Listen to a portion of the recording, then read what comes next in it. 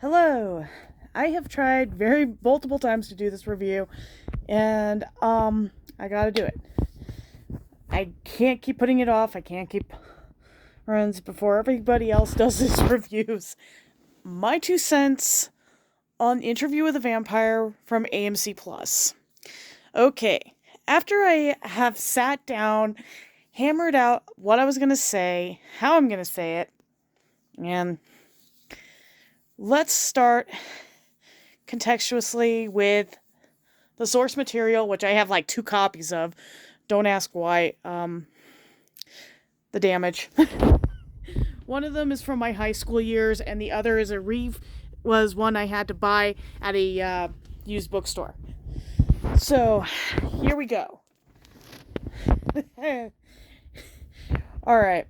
When episode 1 dropped, which was early, I had to watch it. I have a Kindle, and I was watching it. Episode 2, we're going to do 2 flat on wonderful reviews. First off, I'm going to mention there's some stuff I didn't like, but you know what? It was just minor, little tiny itsy bitsy things, mostly on the side of Daniel, and it was just the sarcasm that Daniel had did get on my nerves just a teeny bit, but honestly, I'm just gonna say I was just still blown away. By the way, I would like to introduce you to my Lestat teddy bear. Yes, he's dressed in the classic Lestat from oh, I'll show you. There he is. This is Lestat the bear. He's dressed like he's a Build-A-Bear, as you can tell. I collect Build-A-Bears. Oh yeah, I collect those. But Lestat the bear, you got to see him. Anywho, Interview with the Vampire and The Vampire Lestat have always been 2 of my favorite books of all time. Granted, two of my classmates from my high school, one of them was named Gwen, and the other one named Miranda, had told me to stop reading them because the books were falling apart. They should have seen my copy of Queen of the Damned. The damn thing was, well, I'll show you, and then we'll get to this review. Looks like this. Yes, this is my copy from high school. It is held together, as I told Anne on Facebook once. It's held together by Scotch tape and hope. Hope that it stays together. And my friend Danielle will also go on record as telling me the same thing of stop reading this book. It's falling apart. You have a brand new copy of Queen of the Damned. Why do you have this one that's falling apart? Nostalgia. Anyway, on to the review. First off, what I liked. Okay. One, I loved the actors that they selected. Jacob Anderson, mwah, he is chef's kiss great. I saw him in Game of Thrones. Didn't really think much of him because I thought it was a throwaway character. But after a while, yeah, I started to really appreciate his character. His acting is very good. For any of you who have never seen classically trained British actors, I want to tell you, you need to see this show. It came out in the 90s. Let me go grab it. Okay. As unprofessional that was, this and Interview with the Vampire influenced my love of vampires. So, by comparison, from the 1994 version that I saw as a teenager when I was 14, Interview was actually a little different for me. My response was, yeah, it's great. I loved it. The soundtrack was pretty spot on and pretty cool, but Was this really the story that I thought of? Uh Brad Pitt unfortunately did not match my mental image of Louis for the longest time. Um but when they announced Jacob Anderson to be Louis, I had my doubts. I had my doubts, and my doubts were, okay, so it's a black person playing a character who was, in my mind, white. Well, after watching episode 1, to be quite honest, I accept it. I accept Jacob Anderson as Louis. He does a great job. Now, Sam Reed. When that was announced, I have never heard of him. Never. I've heard of Jacob Anderson from Game of Thrones, but Sam, never heard of him. And then I started seeing the pictures. And then I started to go, does he match my mental image of Lestat? Yes. Going from the fact that Tom Cruise had played Lestat, which is what my poor bear is modeled after. Now I gotta go find a new way of making a costume for Lestat. Yes, poor Lestat, my bear. But, Sam Reed, you did a great job. You're not a great job. You did a superb job. Now, honestly, for the acting, I actually enjoy it. And it was so easy to get sucked in to the show. When I was about 14 or 13 years old, I started watching Forever Night. I was reading Interview with a Vampire, and I was on season 3 of Forever Night, I believe. No. 2. Season 2. And then I found out how much Forever Night was influenced by Anne Rice. I think they even made an episode dedicated strictly to her, where there was a character named Anne Weiss, Wiss. If you don't get the pun, I'm sorry. But it worked. I don't know where these writers are coming from for this show. Makes me hope they keep going. And I'm sorry, I have allergies, so I'm sounding pretty stuffy. Keep going. Please. For the love of everything, I am just like, episode 2. I got as far as episode 2. I'm waiting for episode 3 going, hurry. Because I'm like, I want to see more. I want to see more of that world. I saw the mention of Marius and went, oh boy, they're bringing him in. I wonder who the actor is they're going to pick for him. I'm waiting to see what other characters. Pandora, Armand, Tarquin, all of them. I want to see.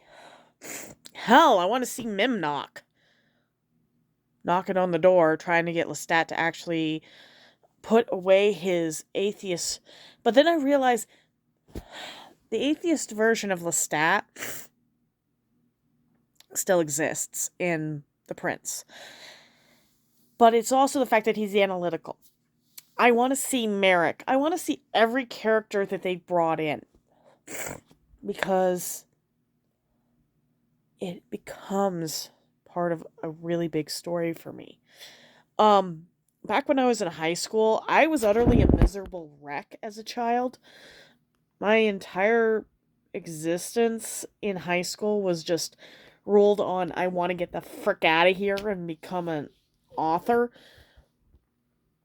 But honestly, this is this thing. I always thank Anne Rice, even when she was alive, for making my high school years less of a living hell.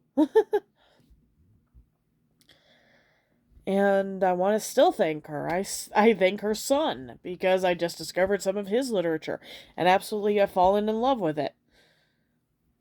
But I don't want this to get lost on the younger audience, because my biggest thing, and it's my biggest thrill, is when I show up to a meeting of people and someone says, I like vampires. And my first comment is, oh, cool. Who's your favorite author? Anne Rice. Hi. My name is Electrophonic. Nice to meet you. Or insert my real name. I'm not going to give it right here. But that's it. That's what I see. I'm really sorry if I sound sniffly, okay? But after seeing all the different reviews that Interview with a Vampire garnered both love and hate, I'm going to give you guys what I didn't like. Daniel. I'm sorry, Daniel. You're still my least favorite character, both in the book and in the movie. Christian Slater is a great actor. But honestly, the only reason Daniel was my least favorite is because he was the most obsessive. And he didn't give Armand or Marius a time to breathe. And I wanted to point this out. He's always been the weakest character, and it's not a bad thing. But I will mention I absolutely loved the fact they made him older and much more cynical. Cynical characters tend to draw me in because their sarcasm and stuff makes me kind of giggle. Because sometimes that sarcasm helps the story. So, yeah. Now, the second characters, I absolutely think I was glad they brought in was Paul, because it gives Louis more of a drive. I have seen people who get that obsessive in religion. I grew up around it. I had relatives that were into it, who got that way, and it put a wedge between my mother and her family. And honestly, when I see that, Paul, to me, represents some of the fanaticism in some of the fandoms I've been in. I will put it this way. There are fans of Star Wars that make me ashamed to be a Star Wars fan. And that scares me. They terrify me. I've seen that with anime fans. There are fans of particular shows that just go completely off the deep end. And there was a reason why I kind of left the anime fandom and went straight into the Forever Knight fandom and VC or Vampire Chronicles fandom, because I didn't see that there. I started seeing a little bit of it trickle out when the news of the live action of the sorry, I keep going to live action and anime because there was this thing called Rurouni Kenshin, and while the creator is a piece of what's the word? Let's just say persona non grata right now. His show had such an iconic fervor that they made a movie out of it. It had been in the plan since 2005. It had been handed off from one scriptwriter to another, thrown around at every studio in Japan for basically 10 years. And then in 2014, or no, 2013, there was a post about it in a fan group that they were thinking about a live action Rurouni Kenshin movie. Well, that happened. And when I think about Interview with a Vampire, I was like, okay, this has already been done. Why are you kicking this? And then here comes the TV series and all my focus. And then I see some of the fans who were not for the pick of the actors and their criticisms. And then I'm watching some of the criticism kind of go down and plateau.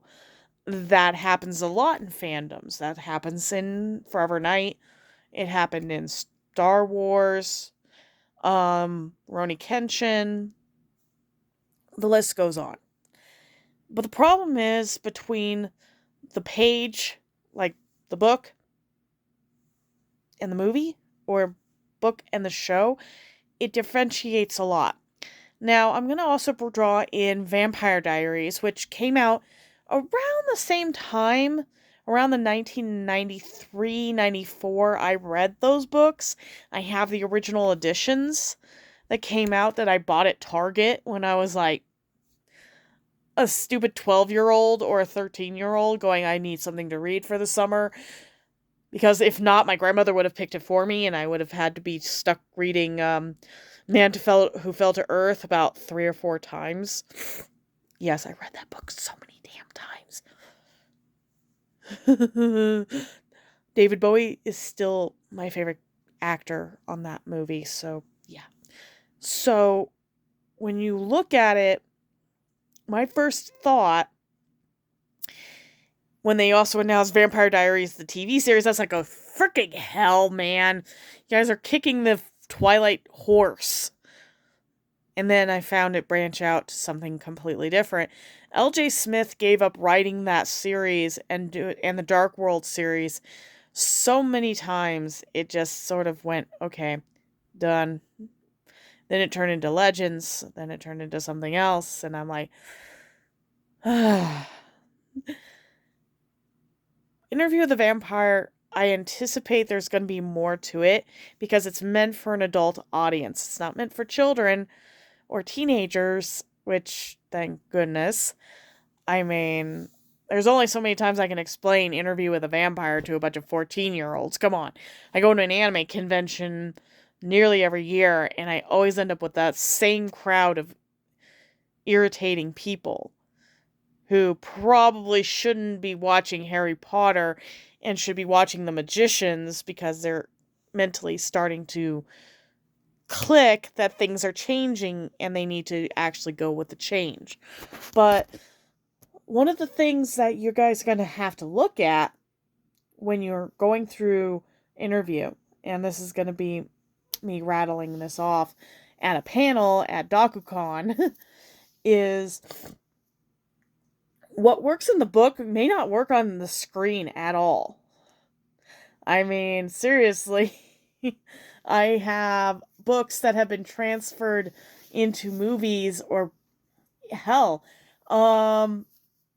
there is a reoccurring character in a particular book series by Clive Barker, and he only appears once in a movie. And he's played by Scott Bakula in Lord of Illusions. So, when you think about it, what works on the page may not work in the book, or work in the movie, or work in the series. I'm anticipating that there is this incorporation when it starts working, and there is this idea maybe Interview with a Vampire will cross into the Mayfair series. It's already been hinted at in episode 1. But now that I've gone almost 20 minutes actually doing this review without any interruption, thank God my phone is in my hand right now and charging because I can't get a phone call and a video at the same time, thank goodness. But I want to mention If you like what I'm doing, watch my video games. If you like everything, like and subscribe. I am also going to do a shout out to my friend Dirk Mez. Hello, buddy. Love your stuff still. And one of the things is I am going to start doing more videos in the future. I have been so distracted. I have been so busy. I was planning on doing a review for Forever Night, but that got sidetracked because of Interview with a Vampire, and I have other stuff I want to do reviews on that is not anime related, not video game related, that are series and stuff that I love to watch, or movies that I like. Forever Night is old, but you gotta love the fact that I can analyze the series and do an entire review of season 1, 2, and 3, and possibly the really cheesy movie with Rick Springfield. You gotta love that.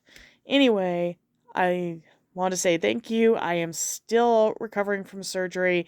My body is pretty much shot today because I'm on oxy and I have to pretty much, because it is very painful to move around a lot. And yeah. So I want to say, if anyone likes this video, go ahead. If you don't, give me some comments to say, hey, I don't agree with the Interview with Vampire being that good. I'm still going to tell you, wait and see. I waited till episode 2 to give this review. I'm probably going to do a review of episode 3 and then move along. Another announcement, yes, I'm at DokuCon this year. I am on staff, working with a programming director, again, who is my friend Kaden. Okay, Den, you got my panels. What are my panels this year for Doku? 1. Who the hell is Ralph Bakshi anyway? Introduction to adult animation. 2. Murder on the Dokukon Express. 3. Godzilla vs. Dokukon. A what-if scenario and possibly review of past Godzilla movies. And everyone else's opinion.